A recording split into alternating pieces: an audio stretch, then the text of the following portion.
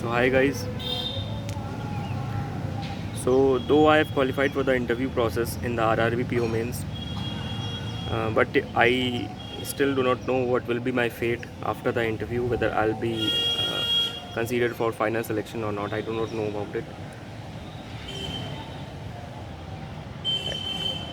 Exams, the results of exams are actually important, but even the most important things in it is the analysis part. How we analyze our mistakes and how we deal with them, and we end up learning in something new, and this is an important part of this cycle. So I had a total attempt of 101 marks, and the total weighted score, in terms of my total weighted score, my attempts are my marks are 100 marks. So I've attempted the paper of 100 marks, and I do not know out of this 100 marks how much I'll score. Let us see, it is in good range. And after seeing the cutoff 82.38 for the general category,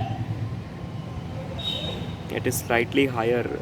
I didn't expect it to be this much high, but what can be done about it? So as far as the attempts of my section goes, my general awareness attempts are only 8, out of which 1 is wrong. And the section of general awareness I attempted in the first.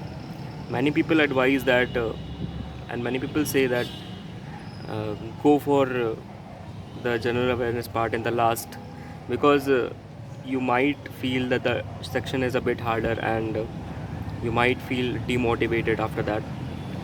Yes, that is true, and that works for somebody, but in my case I did it earlier, and I only attempted the questions which I was sure about. So I was only sure about 7 questions. One I guessed it and that went wrong. But if we attempt this section in the last, what will happen? Actually, you must have observed that in the last 5 minutes or 10 minutes of the exam, what we try to do at that time, our only motive is to increase the number of attempts, and we do not much think about whether the question we are attempting it is right or not. So this mistake is actually, it is there when we attempt this knowledge based section like computer and general awareness in the last. We are not hesitant to take the risk at that point of time.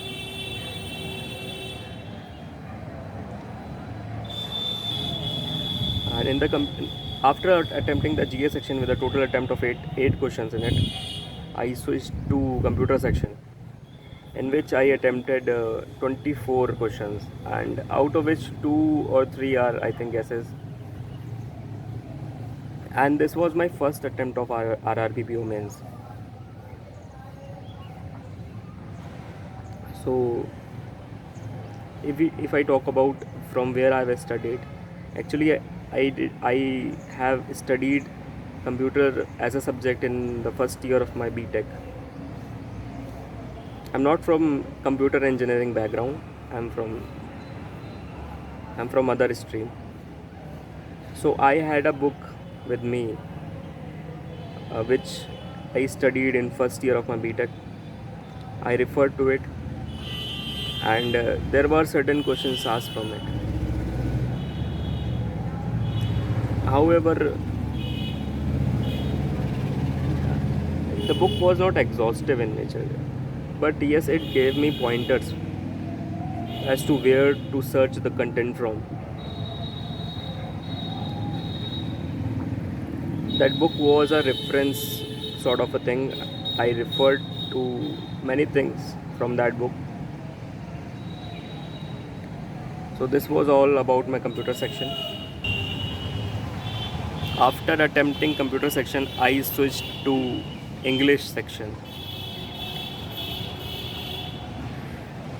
I had a total attempt of 27 questions. Though I could have attempted a little bit more, but I left the question in which I was not sure about, in which the ambiguity between two options was remaining. So from my previous experiences, I thought it better to not attempt the ambiguous questions in which the ambiguity remains. So better to skip it. So all in all, my attempt went 27 in the English section. And one thing I faced a problem while attempting the RC.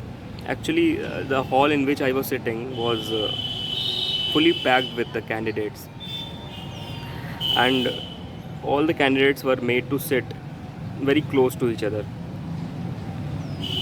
And while I was attempting the RC section, my neighbor was also attempting the RC section.